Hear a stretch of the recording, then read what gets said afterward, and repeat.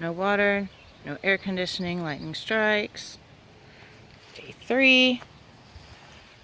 Got singed.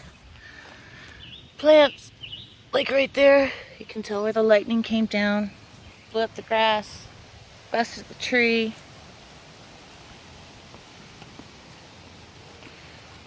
No water. Struck came up through there. And now it's gonna rain again. No air.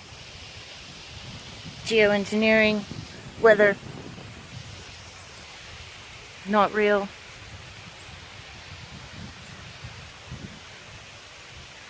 It's awful. It's 82 degrees in my house and it's 87 outside.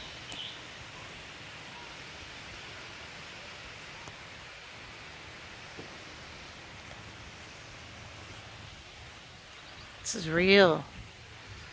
This is what happens when they mess with the weather.